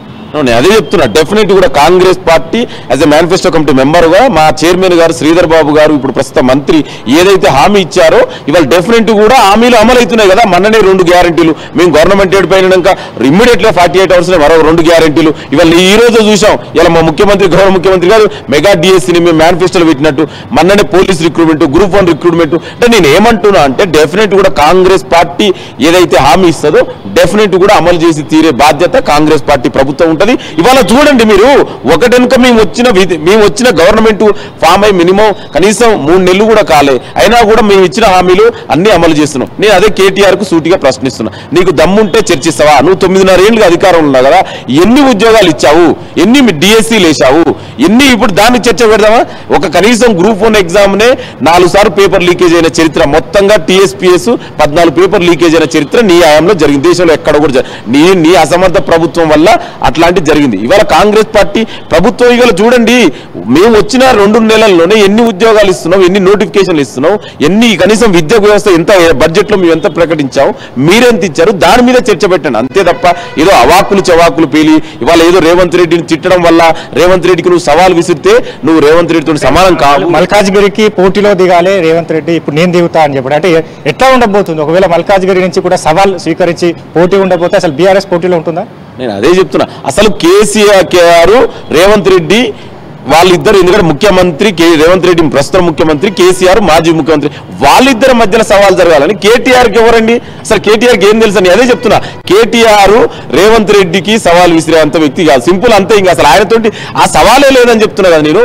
నీకు దమ్ముంటే కేసీఆర్ రమ్మనండి, కేసీఆర్ ఎందుకంటే ఒక మాజీ ముఖ్యమంత్రి ప్రస్తుత ముఖ్యమంత్రి, అప్పుడు వాళ్ళు మాట్లాడుకుంటారు తప్ప కేటీఆర్ కు ఆ అనుభవం లేదు, ఆ మాట్లాడేది తెలియదు, అసలు ఆయనకు రాజకీయ పరిజ్ఞానం తెలియదు. ఏదో ఇవాళ అధికారం లేక మెంటల్ ఎక్కి మాట్లాడుతున్నాడు ఆయన తప్ప ఆయన నిజంగా రేవంత్ రెడ్డికి సవాల్ విసిరేంత వ్యక్తి కేటీఆర్ కాదు. ఇది చాలా స్పష్టం. రైట్. ప్రధానంగా కేటీఆర్ కి ఏదైతే సీఎం రేవంత్ రెడ్డికి విసిరే స్థాయి కేటీఆర్ కి లేదు. ఆయన గత ఎన్నికల్లో ఓటమి పాలయ్యారు, పార్టీ కూడా అధికారం కోల్పోయి మతి భ్రమించి ఇట్లాంటి సవాళ్లు వ్యాఖ్యలు చేస్తున్నారు. బీఆర్ఎస్ నుంచి కూడా కాంగ్రెస్ పార్టీని విమర్శిస్తున్న పరిస్థితులు ఉన్నాయి. వచ్చే ఎన్నికల్లో బీఆర్ఎస్ పార్టీని అంటే కాంగ్రెస్ పార్టీని ఎదుర్కోలేకనే ఇట్లాంటి విమర్శలు కావచ్చు, సవాళ్లు విసురుస్తున్న పరిస్థితులు ఉన్నాయి. ఇప్పుడు సీఎం రేవంత్ రెడ్డికి సవాల్ విసిరాలంటే మాజీ సీఎం కేసీఆర్ విసిరాలి కానీ కేటీఆర్ కి అర్హత లేదని కూడా కాంగ్రెస్ నేతలు చెప్తున్న పరిస్థితులు. ఇక తీవ్రంగా కేటీఆర్ కి సంబంధించి ఈ సవాల్ను కూడా ఖండిస్తున్నారు. ఏదైతే దాంట్లో గత ప్రభుత్వం సంబంధించిన వైఫల్యాలు కావచ్చు, మేడిగడ్డ కుంగుబాటు కావచ్చు, కాళేశ్వరంలో జరిగిన అవినీతి కావచ్చు, వీటన్నిటిపైన జనాల్లో చర్చ పెట్టేందుకు సిద్ధంగా ఉందాం, మాతో వచ్చి చర్చ చేయి, ఈ సవాళ్ళన్ని కూడా ఖండిస్తున్నామని కూడా ప్రస్తుతం కాంగ్రెస్ నేతలు చెప్తున్న పరిస్థితి అయితే ఉంది. Thank you Harish for the updates. అది చూసుకున్నట్లయితే కాంగ్రెస్కి బీఆర్ఎస్కి మధ్య మాటల యుద్ధం అయితే కొనసాగుతోంది. నెక్స్ట్ మనము వరంగల్ వెళ్దాం. వరంగల్లో హనుమకొండ జిల్లాలో జరిగిన మేడారం జాతరకైతే పూర్తిగా అన్ని ఏర్పాట్లు అయిపోయాయి. మేడారం జాతర కూడా అయిపోయింది. సో ఈ రోజు నుంచి అయితే టీటీడీ కళ్యాణ మండపంలో హుండీల లెక్కింపు అయితే ప్రారంభమైంది. దాదాపు కూడా 518 హుండీల లెక్కింపు భారీగా బందోబస్తు ఏర్పాటు చేశారు. దాదాపుగా నకిలీ నోట్లు, అదేవిధంగా అంబేద్కర్ బొమ్మతో ఉన్న నోట్లు కూడా వెలుగు చూసినట్లు అక్కడ ఉన్న అధికారులు చెప్తున్నారు. ప్రక్రియ అయితే కొనసాగుతోంది. దీని మీద పూర్తి అప్డేట్స్ మా ప్రతినిధి పొనగంటి స్వామి అందిస్తారు. స్వామి, చెప్పండి. సమ్మక్క సారక్క మేడారం నుంచి 512 ఉండిలను ఇవాళ టీటీడీ కళ్యాణ మండపం హనుమకొండలోని మొత్తం ప్రారంభ దిశగా నడుస్తూ ఉంది. ఇక్కడ ప్రస్తుతానికైతే ఆలయ ఈవో కూడా పర్యవేక్షణలో కూడా ఎంతమంది ఇక్కడ లెక్కింపులకు పాల్గొన్నారు, ఇప్పుడు లెక్కింపులు ఎన్ని ఉండిలు జరిగాయి, ఇప్పుడు ప్రస్తుతానికైతే ఈ రోజు నుంచి ఎన్ని రోజుల వరకు కూడా ఉంటాయని చెప్పి కూడా మనం ఈవో సంబంధించిన ఈవో ఇక్కడ ఈవో ఉన్నారు. ఈవో ఎండోమెంట్కి సంబంధించిన అధికారితో పాటు కూడా ఈవో ఆలయ ఈవో రామచందర్ గారు ఉన్నారు. రామచందర్ గారిని అడిగే ప్రయత్నం చేద్దాం. రాజేందర్ సార్ ఉన్నాడు, ఇక రాజేందర్ సార్తో అడిగే ప్రయత్నం చేద్దాం. సార్ నమస్తే సార్. ఇప్పుడు ప్రస్తుతానికైతే ఇక్కడ ఎంతమంది ఇక్కడ ఈ ఉండిలను లెక్కించడానికి పురుషులు స్త్రీలు ఇక్కడ పాల్గొన్నారు, అసలు ఇక్కడ సిబ్బంది ఎట్లా ఉంది, ఇక్కడ వీళ్ళకు మౌలిక సదుపాయాలు ఉన్నాయా లేవా, ఇవి ఇక్కడ ఎంతమంది ఇక్కడ లెక్కింపుల కొరకు పాల్గొన్నారు? మేడారం సమ్మక్క సారలమ్మ మహాజాతర ఈ నెల 21 నుండి 24వ తేదీ వరకు నిర్వహించినటువంటి ఈ జాతర లోపల 518 హుండీలు ఏర్పాటు చేసి ఇక్కడికి తరలించడం జరిగింది. ఈరోజు ఉదయం 9:30 నుండి హుండీలు ఇప్పించి లెక్కించేటువంటి కార్యక్రమం చేపట్టడం జరిగింది. ఇందులోపల రెవెన్యూ నుండి ఆర్డీఓ గారు, అట్లాగే ఎండోమెంట్ నుండి మా డిప్యూటీ కమిషనర్ గారు, అసిస్టెంట్ కమిషనర్ గారు, టోటల్ ఎండోమెంట్ సిబ్బంది, రెవెన్యూ, తర్వాత పోలీస్, పూర్తి నిఘా, గార్డు, సెక్యూరిటీ గార్డు, సీసీ కెమెరాల నిఘా లోపల పూర్తి పారదర్శకంగా ఏర్పాటు చేయడం జరిగింది. ఎండోమెంట్ డిపార్ట్మెంట్ సుమారు 150 మంది సిబ్బందిని, అట్లాగే స్వచ్ఛంద సేవా సంస్థలు మహిళలు పురుషులు కలిపేసి ఒక 200 మంది సిబ్బంది, టోటల్ 350 మంది సిబ్బందితోటి ఒక హుండీ ఇప్పే కార్యక్రమం చేపట్టడం జరుగుతుంది. ఇది సుమారు ఒక వారం నుండి 10 రోజుల మధ్య లోపల కొనసాగుతుంది. అంటే వీళ్ళు ప్రత్యేకంగా వీళ్ళకు అంటే మహిళలకు డ్రెస్ కోడ్ను ఎందుకు ఏర్పాటు చేశారు? ఇది ఏర్పాటు చేయడంగా వీళ్ళు స్వచ్ఛంద సేవా సంస్థల వారు స్వచ్ఛందంగానే మన వరంగల్ జిల్లాలో స్టేట్ అంతటా కూడా కొంతమంది భగవంతుడి మీద లేదా అమ్మవారి మీద భక్తితోటి వాళ్ళు ఒక గ్రూపులుగా ఏర్పడి ఏ దైవ కార్యక్రమాలు ఏది జరిగినా కూడా వాళ్ళు తిరుపతికి కానీ, ఈవెన్ మన షిరిడికి కానీ, అన్నవరం కానీ, ఎలాంటి దేవాలయం ఇప్పుడు వేములవాడ కానీ, మేడారం కానీ వాళ్ళు ఎప్పటికీ వస్తుంటారు. అది వాళ్ళు స్వచ్ఛందంగా స్వతహా పెట్టుకున్నటువంటి కార్యక్రమము. ఆ డ్రెస్ కోడ్ వాళ్ళు అమ్మవారి మీద భక్తితోటి ఆ కార్యక్రమం లోపల పాల్గొంటున్నారు. వారు కేవలం స్వచ్ఛంద సేవా సభ్యులు మాత్రమే. అంటే ప్రస్తుతంగా వాళ్ళకి కూలి అంటే పురుషులకు ఎట్లా ఉంటుంది? పురుషులు కూడా వాళ్ళు మామూలుగా చూడండి, మీరు బనియన్లు వేసుకుంటారు, లుంగీలు కట్టుకుంటారు. వాళ్ళు ఎలాంటి రెమ్యూనరేషన్ తీసుకోరు. వాళ్ళు కేవలం మన దగ్గర సేవ కొరకు మాత్రమే వచ్చి ఉంటారు. అంటే ఇప్పుడు ఇక్కడ ఈ పర్మిషన్ అంటే ఈ నిఘా అంటే మొత్తం సీసీ ఫుటేజ్ల నిఘా అంటే ఎవరి పర్మిషన్తో నడుస్తూ ఉంది, ఎవరి హ్యాండ్ ఓవర్లో నడుస్తూ ఉంటుంది? ఇది మొత్తం దేవాదాయ ధర్మాదాయ శాఖ, తర్వాత రెవెన్యూ వారి ఆధ్వర్యం లోపల హుండీ ఈ సూపర్వైజింగ్కి మా డిప్యూటీ కమిషనర్ శ్రీకాంతరావు గారు, అట్లాగే ఆర్డీఓ సత్యపాల్ రెడ్డి గారు, తర్వాత పోలీసు వారు పూర్తి పర్యవేక్షణ లోపల నిర్వహించడం జరుగుతుంది. ఈ రోజు లెక్కించిన డబ్బంతా ఎక్కడికి పోతుంది? అసలు ఈ రోజు నుంచి డబ్బంతా ఎక్కడ జమ చేస్తారు? ఇవి ఎప్పటికప్పుడు లెక్కించినటువంటి డబ్బులు మా దేవాలయానికి సంబంధించినటువంటి ఖాతాలు ఉండే బ్యాంకులు సిబ్బంది వచ్చి ఉన్నారు. స్టేజ్ మీద చూడవచ్చు. వారు ఇక్కడే ఆ బ్యాంకులో వేసుకోవడానికి డబ్బులు తీసుకొని బ్యాంకులో జమ అయినట్టుగా ఇక్కడే రసీదు తీసుకొని వెళ్ళిపోతారు. ఎలాంటి తాత్సర్యము మా దగ్గర డబ్బులు పెట్టుకునే అవకాశం ఉండదు. వెంటనే అమ్మవారి టెంపుల్లో అకౌంట్లో జమ కావడం జరుగుతుంది. సార్ చివరి చెప్పండి సార్, ఇప్పటి వరకు ఉండిల లెక్కింపులో నకిలీ నోట్లు అని చెప్పి సోషల్ మీడియాలో వైరల్ అవుతుంది. విదేశీ కరెన్సీ కానీ, నకిలీ నోట్లు కానీ, అమ్మవారికి ముక్కుపుడుగా కానీ, బంగారం లాంటి ఇప్పటి వరకు ఏమన్నా మీ అచుకు వచ్చాయా? నకిలీ నోట్లు కాదండి, భక్తులు వారి కోరికలను బట్టి ఉన్నోళ్ళు డబ్బులు వేస్తారు, బంగారం వేస్తారు, బెల్లం వేస్తారు, బట్టలు వేస్తారు. అట్లాగే చిన్నపిల్లలు ఎవరన్నా ఆడుకునేటప్పుడు వాళ్ళు ఆడుకునేటువంటి ఇప్పుడు మనం చూస్తున్నాం దాదాపు బిస్కెట్ ప్యాకెట్లో ఉండే నోట్లు అట్లాంటి ఏవేవో వస్తాయి. ఒకటే అరా ఏదో వచ్చినంత మాత్రం వల్ల మొత్తం కరెన్సీ నోట్లు నకిలీ అనేది కాదు. భక్తులు లేదా పిల్లలు వారి కోరికలను బట్టి ఏదో ఒకటి వేస్తున్నారు, కానీ టోటల్ నకిలీ నోట్స్ అనేది కాదు. అందులో ఒకటి విదేశీ కరెన్సీ కూడా వస్తుంది. విదేశీ కరెన్సీ వస్తే దాన్ని లెక్కించి బ్యాంకులకు జమ చేయడం జరుగుతుంది. ఇప్పటి వరకు మీరు గుర్తించారా? ఇప్పుడు కాదు, అది ఫైనల్గా చెప్తాము. వస్తాయి, వచ్చింది పక్కన పెడతాము. అన్నీ ఏ రోజుకి ఆ రోజు లెక్కించి ఫైనల్గా టోటల్గా ప్రెస్ వాళ్ళకు ఏ దేశం నోట్లు ఎన్ని వచ్చినాయి అనేది కూడా మేము లెక్కి ఇచ్చేసి రిలీజ్ చేయడం జరుగుతుంది.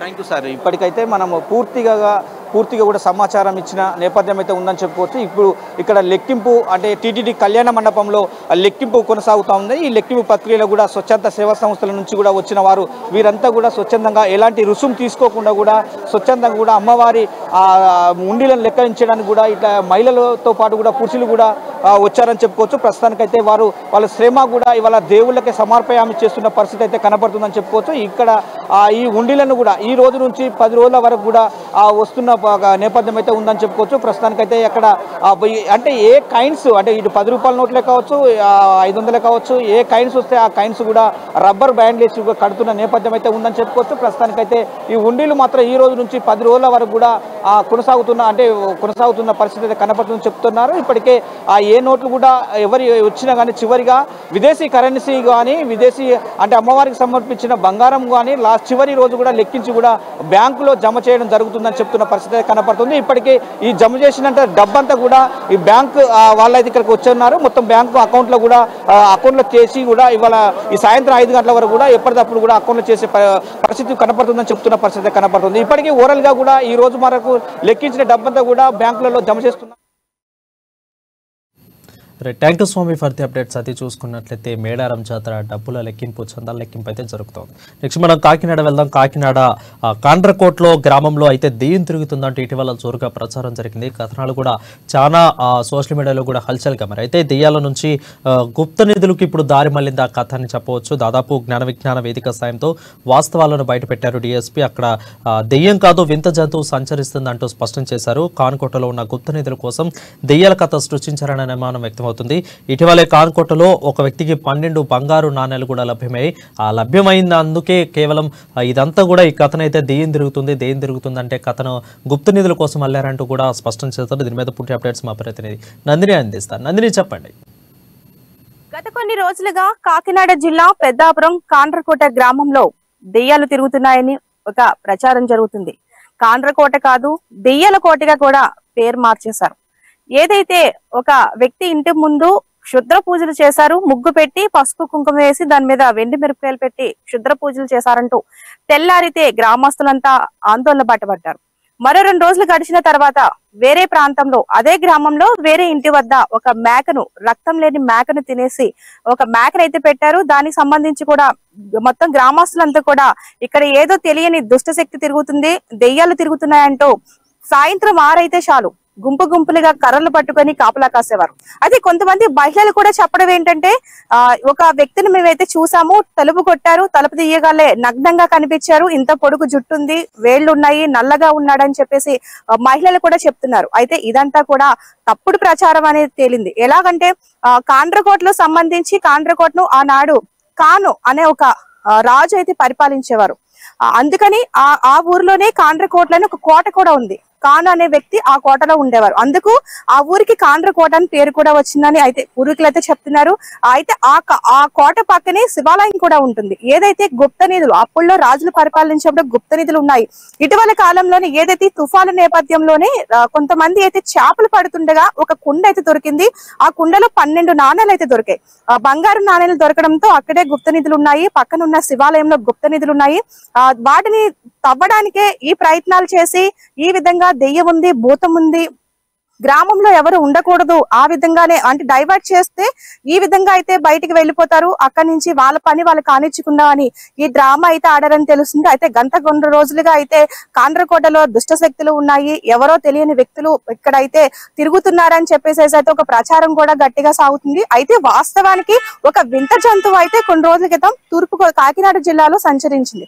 అది కూడా ఏంటంటే పెద్దాపురం నుంచి అటు ఏలేశ్వరం వెళ్ళిపోయింది. ఏలేశ్వరం ఒక తోటలో అయితే ఆ వింత జంతువు గాయాలతో కూడా చనిపోయిన విషయం కూడా తెలిసిందే. అయితే ఏ మాత్రమో అది కాండ్రకోటలో చెట్లు దూకుతుండగా ఎవరో చూసుంటారు, ఎవరో వ్యక్తి అనుకొని దాన్ని ఆ విధంగా కూడా ప్రచారం కూడా చేసే పరిస్థితి అయితే కనిపించింది. అదే మొత్తానికైతే కాండ్రకోటలో ఏమీ లేదు, కానీ కొంతమంది గ్రామస్తులు మాత్రం ఏదో దుష్టశక్తి తిరుగుతుంది, అశాంతి లేకుండా పోయింది, అమ్మవారిని సరిగ్గా చూసుకోవట్లేదు, అమ్మవారికి పూజలు చేయట్లేదు అని చెప్పి ఆ రోజు చొల్లంగి అమావాస్య రోజు తెల్లవారి నుంచి ఉదయం వరకు కూడా గుడి ఆవరణలోనే పూజలు కూడా చేశారు. అంటే దుష్టశక్తి వస్తుందేమని చూశారు, కానీ అటువంటి పరిస్థితి ఏమీ లేదు. కానీ వాస్తవంగా చెప్పాలంటే కాండ్రకోటకు పెట్టింది పేరు శ్రీ నూకాలమ్మ అమ్మవారు. అమ్మవారు ఎంతో మహిమాన్విత అమ్మవారు. అమ్మవారిని చూసేందుకు అమ్మవారి జాతర ఉగాది మొదలు దగ్గర నుంచి ఉగాది వెళ్లే వరకు దాదాపుగా 40 రోజుల పాటు అమ్మవారికి అంగరంగ వైభవంగా పూజలు కూడా చేస్తుంటారు, జాతర చేస్తుంటారు. తెలంగాణలో భోగాల ఏ విధంగా అయితే తెలంగాణలో జాతర చేస్తారో అదే విధంగా ఏపీ తెలంగాణ నుంచి కూడా అమ్మవారిని చూసేందుకైతే భక్తులు కూడా పోటెత్తుతుంటారు. అంత మహిమాన్విత అమ్మవారు వెలిసిన ఆ గ్రామంలో దెయ్యాలు ఉన్నాయి, భూతాలు ఉన్నాయని చెప్పేసి ప్రచారం అన్నది అదంతా కూడా అబద్ధమని తేలిపోయింది. అయితే పక్కన పెద్దాపురం డిఎస్పీ అలాగే పోలీస్ సిబ్బంది కూడా ప్రజలకు అవగాహన కూడా కల్పించారు. ఇప్పటికీ కూడా ఈ రోజుల్లో కూడా ఇంకా దెయ్యాలేంటి భూతాలేంటి అని చెప్పేసి ఏదైతే ఇవన్నీ కూడా మూఢనమ్మకాలు. ప్రస్తుతానికి అక్కడ ఎటువంటి కూడా దుష్ట శక్తులు లేవు, ఏమీ లేవు. ప్రజల్ని భయభ్రాంతులు గురి చేయడానికి కేవలము ఇటువంటి పన్నాగాలు కొంతమంది చెప్పేది ఏంటంటే అంటే ఆ గ్రామంలో మొత్తం వివరాలు తెలుసుకుంటే అక్కడ పక్కనే సారా కాస్తారు, ఊరికి చివర్లో సారా కాస్తారు. రాత్రి అయితే భయంగా వాళ్ళు తాగేసేసి ఇటువంటి అరుపులు కూడా అరిచే విధంగా అంటే మహిళను భయపెట్టే విధంగా ఈ విధంగా కూడా ప్రవర్తిస్తున్నారని చెప్తున్నారు. ఏదైనా వాస్తవానికి అక్కడ అయితే దెయ్యం లేదు, భూతం లేదని తేలిపోయింది. ఎవరు కూడా ఇటువంటి మూఢనమ్మకాలని నమ్మొద్దని చెప్పేసి ఒక పక్క సైన్స్ జనరేషన్ లో కూడా. Thank you Nandini. అది చూసుకున్నట్లయితే దెయ్యాల కథ అటు గుప్త నిధుల కథగా మారిందని చెప్పవచ్చు. కనీసం కళ్ళు కథలే దీనికి గుప్త నిధుల కోసమే వ్యక్తులు ఇలా చేశారంటూ కూడా డిఎస్పీ వెల్లడించారు. అయితే ఇక మనం ఆదిలాబాద్ వెళ్దాం. ఆదిలాబాద్లో ఈ నెల 4వ తేదీన ప్రధాని మోదీ ఆదిలాబాద్ జిల్లాకు రానున్న నేపథ్యంలో స్థానిక ఎమ్మెల్యే క్యాంపు కార్యాలయంలో ఉమ్మడి జిల్లా నేతలు కూడా సమీక్ష నిర్వహించారు. ఫస్ట్ టైం మోదీ ప్రధాని తర్వాత ఆదిలాబాద్ జిల్లాకు వస్తున్న నేపథ్యంలో ఈ సభను విజయవంతం చేయాలని అయితే కోరారు. సో ఖచ్చితంగా అందరూ కూడా దీన్ని దిశానిర్దేశం చేసేలాగా గుజ్జుల ప్రేమేందర్ రెడ్డి ముఖ్య అతిథిగా హాజరై విజయవంతం చేశారైతే వాళ్ళకు నేతలకు దిశానిర్దేశం చేశారు. దీని మీద పూర్తి అప్డేట్స్ మా రీజనల్ కోఆర్డినేటర్ సత్యనారాయణ అందిస్తారు. సత్యనారాయణ చెప్పండి. భాజపా రాష్ట్ర ప్రధాన కార్యదర్శి ప్రేమేందర్ రెడ్డి గారు ఆదిలాబాద్కు వచ్చారు. ప్రధానమంత్రి నరేంద్ర మోదీ ప్రధాన సందర్భంగా ఇక్కడ ఏర్పాట్లు పర్యవేక్షించడం కోసం వచ్చారు. చెప్పండి, ఫస్ట్ టైం ప్రధానమంత్రి హోదాలో ఇక్కడ ఆదిలాబాద్ జిల్లాకి మోదీ రావడాన్ని ఎలా స్వాగతిస్తున్నారు, అలాగే ఎలాంటి ఏర్పాట్లు చేయబోతున్నారు? ఆదిలాబాద్ భారతీయ జనతా పార్టీకి అచ్చొచ్చిన ప్రదేశం. మొన్నటి యొక్క శాసనసభ ఎన్నికల ముందు కూడా ఎన్నికల షెడ్యూల్ వచ్చే ఒకరోజు ముందు ఒకరోజు తర్వాత మన యొక్క అమిత్ షా గారు కూడా ఇక్కడికి వచ్చారు. అదేవిధంగా ఈ జిల్లాలో పార్లమెంట్ సభ్యుని కూడా ప్రజలు గెలిపించారు గతంలో. తర్వాత 4 శాసనసభ్యులను గెలిపించారు. మిగతా వాటిలో కూడా స్వల్ప తేడాతోని భారతీయ జనతా పార్టీ మరి వెనుకబడి ఉండే. కాబట్టి ఇటువంటి పరిస్థితుల్లో ఆదిలాబాదులో మొదటి బహిరంగ సభ నిర్వహించడం ద్వారా ఇక్కడి ప్రజల యొక్క ఆదరాభిమానాలతో రాష్ట్ర వ్యాప్తంగా కూడా ఒక ఘన విజయం సాధించడం కోసం ఇది ఒక నాంది పలుకుతుందని చెప్పి మేమందరం కూడా భావిస్తున్నాం. అదేవిధంగా ప్రధానమంత్రి గారు దేశమంతా పర్యటిస్తున్నారు, అనేక చోట్ల అభివృద్ధి కార్యక్రమాలు చేపడుతున్నారు. ముఖ్యంగా వెనుకబడిన జిల్లాలపైన ప్రత్యేకమైన శ్రద్ధ చూపుతున్నారు. కాబట్టి ఆదిలాబాద్ జిల్లాలో కూడా అనేక రకాల మరి అభివృద్ధి కార్యక్రమాలను ప్రారంభించడం, శంకుస్థాపన చేసే యొక్క కార్యక్రమం కూడా చేయబోతున్నారు. ఆ తర్వాత భారతీయ జనతా పార్టీ వేదికపై నుంచి కూడా వారు ప్రసంగిస్తారు. ఇక్కడ ఎలాంటి అభివృద్ధి కార్యక్రమాలు శంకుస్థాపన చేయబోతున్నారు అంటే అవి ప్రైమ్ మినిస్టర్ ఆఫీస్ ఇంకా వాటిని ఫైనలైజ్ చేయవలసి ఉంది. త్వరలో రేపటికల్లా పూర్తిగా తెలిసే అవకాశం ఉంటుంది. అనేక విషయాలు ఉన్నాయి, అందులో అవన్నీ కూడా వాళ్ళు పూర్తి స్థాయిలో చూసుకొని మాత్రమే ప్రకటన చేయడం జరుగుతుంది. కాబట్టి ఏది ఏమైనప్పటికీ మళ్ళీ కూడా ప్రధానమంత్రిగా నరేంద్ర మోడీ గారు వస్తారని దేశ ప్రజలందరూ భావిస్తున్నారు. కాబట్టి ఇవన్నీ కూడా ఇంకా రాబోయే రోజులలో అభివృద్ధికి ఊతం పలుకుతుంది. ఈ దేశమే అభివృద్ధి చెందిన దేశం జరగాలని, కాబట్టి ఆదిలాబాద్ జిల్లా కూడా అభివృద్ధి చెందిన యొక్క జిల్లాగా ఉండడం కోసం ఆయన రాక అనేది బాగా ఉపయోగపడుతుందని చెప్పి మేము అనుకుంటున్నాం. పార్లమెంట్ పరిధిలో 4 అసెంబ్లీ సెగ్మెంట్లు గెలిచి చాలా ఉత్సాహంగా ఉంటున్నారు. అలాగే ఇప్పుడు ఉన్నటువంటి ప్రజెంట్ పార్లమెంట్ ఎలక్షన్లో కూడా 17 స్థానాల లక్ష్యంతో ఇక్కడ ఆదిలాబాద్ పార్లమెంట్ స్థానాన్ని కూడా అంటే ఓవరాల్గా ఎలాంటి లక్ష్యంతో ముందుకెళ్తున్నారు? మేము ఒకే నినాదం ఇవాళ మా రాష్ట్ర పార్టీ ఇచ్చింది, సారే సే సారే పూరా సత్రా అమారా హై అనే యొక్క నినాదం. హైదరాబాద్ బి హమారా హై, ఎందుకంటే హైదరాబాద్ అనేది ఒక ప్రత్యేకమైనది కాదు. హైదరాబాద్ సహా 17కు 17 మొత్తం గెలుస్తాం. ఎందుకంటే 6 రాష్ట్రాల్లో పోయిన ఎన్నికల్లో 100కు 100% యొక్క ఫలితాలు నరేంద్ర మోడీ గారికి అనుకూలంగా వచ్చినాయి. ఈసారి 100% రిజల్ట్ వచ్చే దాంట్లో తెలంగాణ కూడా ఉండాలని మేము కోరుకుంటున్నాం. తెలంగాణ ప్రజలు కూడా అట్లా భావిస్తున్నారు. కాబట్టి ఈ యొక్క ఆదిలాబాద్ స్థానాన్ని కూడా కనీసం 2 లక్షల పైన మెజార్టీతో గెలవాలని మేము లక్ష్యంగా పెట్టుకున్నాం. మీరు చెప్పండి, మీ హయాంలో ఇక్కడ అభివృద్ధి పనులు జరగడం, అలాగే ఇక్కడ అండర్ గ్రౌండ్ బ్రిడ్జ్ రావడం, నిధులు మంజూరు కావడం ఎలా చూస్తున్నారు?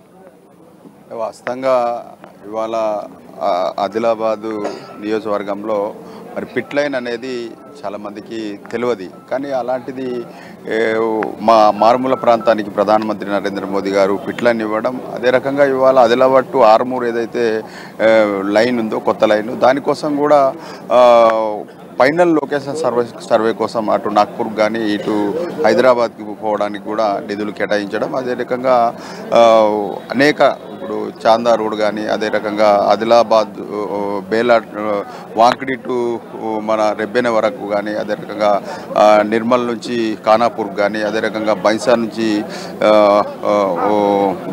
బోధన్ వరకు కానీ అట్లా అనేక రోడ్లు శాంక్షన్ చేయడం జరిగింది. రాబోయే రోజులలో కూడా మరి ఖచ్చితంగా రేపటికల్లా మరి ప్రధానమంత్రి నరేంద్ర మోదీ గారు అధికారికంగా రావడం జరుగుతుంది. కాబట్టి ఖచ్చితంగా ఈ ప్రాంత ప్రజలకు న్యాయం చేసిపోతాడనేది ఒక నమ్మకం. అలాగే ఇక్కడైతే మోదీ సభను విజయవంతం చేసేందుకు జన సమీకరణ చేస్తున్నట్టుగా, అలాగే కార్యక్రమాన్ని విజయవంతం చేస్తామని, అలాగే ఎన్నో అభివృద్ధి కార్యక్రమాలు ఇక్కడ జరగడం కూడా చాలా సంతోషంగా ఇక్కడ నాయకులు చెప్తున్నారు. Thank you Satyanarayana for the updates. అది చూసుకున్నట్టు తిరుపతిలో పరిస్థితి. నెక్స్ట్ మనం ఖమ్మం వెళ్దాం. ఖమ్మం కొన్ని రోజుల నుంచి, కొన్ని సంవత్సరాల నుంచి కూడా కాంగ్రెస్కి కంచుకొట్టుకు ఉన్న ఖమ్మం జిల్లా ఇప్పుడు అనూహ్యంగా బీజేపీ బలపడుతూ వస్తుంది. యువత కూడా బీజేపీకి ఆకర్షితులవుతున్నారు. అయితే బీజేపీ ఖమ్మం జిల్లాను కూడా అభివృద్ధి పదంలో నడిపించే శక్తి బీజేపీకి ఉందంటూ బీజేపీ నేత వెంకటేశ్వర్లు అయితే హాట్ కామెంట్ చేశారు. అయితే కమ్యూనిస్టు కాంగ్రెస్ పార్టీలు రెండు ప్రభుత్వాలు ఉన్నా కానీ జిల్లాను పట్టించుకోలేదని అయితే హాట్ కామెంట్ చేశారు. ఖమ్మం జిల్లాను కాషాయ జిల్లాగా మార్చే ప్రయత్నం అయితే ఖచ్చితంగా చేస్తారని అయితే వెంకటేశ్వర్లు చెప్తున్నారు. దీని మీద పూర్తి అప్డేట్స్ మా ప్రతినిధి ఉపేందర్ అందిస్తారు. ఉపేందర్, చెప్పండి.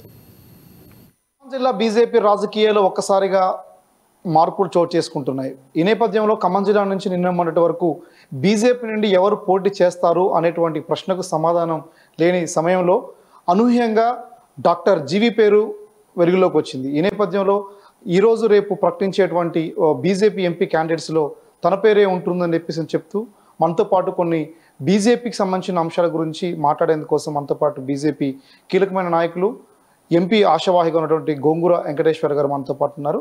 ఆయన అడిగి మరి వివరాలు అడిగి తెలుసుకుందాం. సార్ చెప్పండి, ఖమ్మం జిల్లాకు సంబంధించి బీజేపీ ఇప్పటి వరకు ఖమ్మం జిల్లాలో చాలా నిల్ అనేటువంటి ఒక వాతావరణం నుంచి బీజేపీలో మీరు చేరిన తర్వాత మేమున్నాము బీజేపీలో అని చెప్పేసి ఒక సవాల్తో కూడుకున్నటువంటి రాజకీయ అరగేటం చేసిన నేపథ్యంలో ఖమ్మం జిల్లా ప్రజానికానికి ఏ సందర్భంగా మీరు బీజేపీలో చేరారు, ఎందుకోసం బీజేపీ నుంచి పోటీ చేయాలని సిద్ధమయ్యారన్న విషయం తెలియ చెప్పండి. అందరికి నమస్కారం. మీరు అన్న క్వశ్చన్లో చాలా వరకు నిజం ఉందండి. ఎందుకంటే ఇక్కడ ఖమ్మం అని అంటే కమ్యూనిజం, లేకపోతే ఖమ్మం అంటే కాంగ్రెస్. కానీ ఇప్పుడు ఎందుకు కాషాయం వైపు కమలం వైపు చూస్తున్నారని అంటే ఇదంతా కూడా మోడీ గారి ఒక ప్రతిభ. ఈ దేశానికి మోడీ ప్రభుత్వం చేసిన కృషి అంటే ఈ భారతదేశం గురించి ముందు చెప్పాలి మనం. గత 60 సంవత్సరాలుగా పరిపాలించిన కాంగ్రెస్ ప్రభుత్వం మనల్ని మైండ్ సెట్లో మైండ్ గేమ్తో ఏం చేసింది అని అంటే అసలు మనం ఏ పని చేయలేమని అన్న స్థితికి తీసుకొచ్చింది అనమాట. ఈ 10 సంవత్సరాల్లో నరేంద్ర మోడీ గారి ప్రభుత్వం చేసిన అభివృద్ధి చూస్తే వరల్డ్ ఫాస్టెస్ట్ గ్రోయింగ్ కంట్రీగా భారతదేశం ఉంది. అంటే 10 సంవత్సరాల్లో ఇంత అభివృద్ధి చేయగలిగితే అదే 60 సంవత్సరాల నుంచి ఉండుంటే మనం అమెరికాని ఎప్పుడో దాటిపోయేవాళ్ళం. ఆ ఐడియా ఇప్పుడు ప్రత్యేకంగా ప్రజల్లో, యూత్లో, అందరిలో కూడా వచ్చేసింది. అదే ఐడియాతో ఇన్ని సంవత్సరాల పాటు ఎప్పుడు ఇక్కడ బీజేపీ లేని ఖమ్మంలో అదే బీజేపీని తీసుకొస్తే అక్కడ నరేంద్ర మోడీ గారు ఎట్లా దేశాన్ని ఫాస్టెస్ట్గా తీసుకెళ్తున్నారో ఈ ఖమ్మం కూడా వెళ్తుంది. ఎందుకు చెప్తున్నామనంటే సెంట్రల్లో బీజేపీ ఉండి ఇక్కడ కాంగ్రెస్ లేకపోతే కమ్యూనిస్టులో ఉంటే ఈ ఖమ్మం జిల్లా ఇలానే ఉండిపోద్ది. ఖచ్చితంగా ఖమ్మం జిల్లాని కూడా మనం ప్రపంచంతో పాటు పరిగెత్తించాలి అని అంటే ఖచ్చితంగా ఇక్కడ కాషాయం రావాలా. మరీ ముఖ్యంగా నేనేదో చెప్పాను కదా అని వస్తుందని కాదు, ఫీల్డ్ లెవెల్లో కూడా ప్రతి ఇంట్లో కూడా ఇప్పుడు మోడీ గారు రావాలని అంటున్నారు. ఖచ్చితంగా రాబోయే రోజుల్లో ఇక్కడ కాషాయం పాగా వేయటం ఖాయం, గెలవటం కూడా ఖాయం. అంటే ప్రధానంగా మీరు వచ్చినటువంటి భావజాలం కావచ్చు, మొన్నటి వరకు కూడా మీరు ఒక ఎంఎల్ పార్టీలో ప్రధానమైన పాత్ర పోషించిన మీరు అటువంటి లెఫ్ట్ భావజాలం, అదే నేపథ్యంలో లోక్సత్తా పార్టీ రెండు కూడా బీజేపీ పార్టీకి విరుద్ధమైనటువంటి భావజాలం నుంచి బీజేపీకి ఎందుకు ఆకర్షితులు అయ్యారు? మీరు బీజేపీ నుంచి పోటీ చేయాల్సిన అవసరం ఎందుకు చేయాలని మీరు నిర్ణయించుకున్నారు? ఈ రెండు ఎక్స్ట్రీమ్ పార్టీస్ అండి.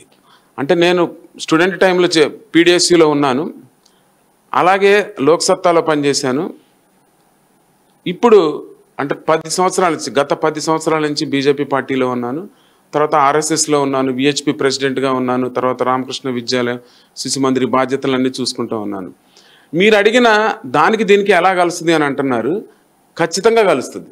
ఎందుకంటే ఇక్కడ కాంగ్రెస్ పార్టీ లేదు ఈ మధ్యలో. ఏది ఈ దేశానికి పట్టిన చీడ పురుగు కాంగ్రెస్ పార్టీ. కాంగ్రెస్ పార్టీ ఉన్న వ్యక్తులు కానీ, కాంగ్రెస్ పార్టీ యొక్క భావజాలం కానీ ఈ దేశం కోసం కాదు, వాళ్ళ కుటుంబం కోసం, లేకపోతే వాళ్ళ పదవుల కోసం, స్కాముల కోసం, దీనికోసమే కాంగ్రెస్ పార్టీ నడిచింది. అదే కమ్యూనిస్టులు కొంతవరకు దేశభక్తుల్లాగా వాళ్ళు కూడా పనిచేశారు. కాకపోతే కమ్యూనిజంలో ఎదుగుదల లేదు, అప్డేషన్ లేదు, జనాలతో కనెక్టివిటీ పోయింది. సో ఆ పార్టీలన్నీ కూడా మనకి ఇంకా మనుగడలో లేని పరిస్థితి ఉంది. నెక్స్ట్ ఉన్న పార్టీ ఒకటే బీజేపీ పార్టీ. ఈ బీజేపీ పార్టీయే ఈ దేశాన్ని, అలాగే ఖమ్మాన్ని కూడా ప్రపంచంలో నెంబర్ 1గా ఉంచాలి అని అంటే బీజేపీ పార్టీ. అది కూడా మనం ఖచ్చితంగా మోడీ గారి నాయకత్వాన్ని సమర్థించాల్సిందే. ముందు కూడా ఇంకా అభివృద్ధి చెందాలని అంటే మీరందరూ కూడా మోడీ గారి నాయకత్వాన్ని సమర్థించి మూడోసారి కూడా మోడీ గారిని గెలిపించాల్సింది బాధ్యత మన పైన ఖచ్చితంగా ఉంది. మొత్తానికి ఖమ్మం జిల్లాలో బీజేపీ జెండాను ఎగరవేయడం కోసం కూడా ఇప్పటికీ అన్ని రకాలుగా అడుగులు వేస్తూ ముందుకు సాగుతున్నటువంటి నేపథ్యంలో ఖమ్మం జిల్లాలో ఇంటెలెక్చువల్స్ పై కాన్సన్ట్రేషన్ చేస్తూ బీజేపీ ఆ రకమైన దృష్టి సారిస్తూ జిల్లా వ్యాప్తంగా కూడా శ్రేణుల్ని సమీకరిస్తా ఉన్న నేపథ్యంలో డాక్టర్ జీవి కూడా తనదైనటువంటి శైలిలో ముందుకు వెళ్తూ ప్రజలతో మమేకమవుతూ కూడా ఎన్నికల్లో గెలుపు దిశగా అడుగులు వేస్తానని చెప్పేసి కూడా చెప్తున్నట్టు నేపథ్యం కూడా కనబడతా ఉంది. ఇదే నేపథ్యంలో మోడీ చేసిన అభివృద్ధి పనులు, గత పాలకులు చేసినటువంటి నిర్లక్ష్యం ఖమ్మం జిల్లా వెనుకబాటుకు ప్రధానమైనటువంటి కారణం అని చెప్పేసి వచ్చే ఎన్నికల నాటికి మోడీ చేసేటువంటి అభివృద్ధి పనులు ఖమ్మం జిల్లా వరకు, భద్రాచలం వరకు చేరాలి అంటే ఈ ఎన్నికల్లో ఖచ్చితంగా కాషాయం జెండా ఎగరవేయాల్సిందే. ఖమ్మం అంటే కమ్యూనిస్టులు కాదు, కాంగ్రెస్ కాదు, ఖమ్మం అంటే కాషాయం అని చెప్పేసి తీర్చిదిద్దే విధంగా ఖమ్మం జిల్లా శ్రేణులు కూడా తమ మద్దతు ఇస్తూ బీజేపీని వచ్చే ఎన్నికల్లో గెలిపించాలని చెప్పేసి. Thank you Upendra. అది చూసుకున్నట్లయితే టోటల్గా ఖమ్మం జిల్లాలో అభివృద్ధి పథంలో నడిపించే శక్తి బీజేపీకి ఉందని, ఖచ్చితంగా ఖమ్మం జిల్లాలో కాషాయ జిల్లాగా మార్చుస్తామని అయితే గోంగూర వెంకటేశ్వర్లు బీజేపీని అయితే చెప్తున్నారు. సో ఇది వాళ్ళ రిపోర్టర్స్ టైం. మరొక రిపోర్టర్స్ టైంతో మళ్ళీ కలుద్దాం. అంటిల్ నేను చూస్తూనే ఉండండి అమ్మా న్యూస్, నిజం కోసం జనం కోసం.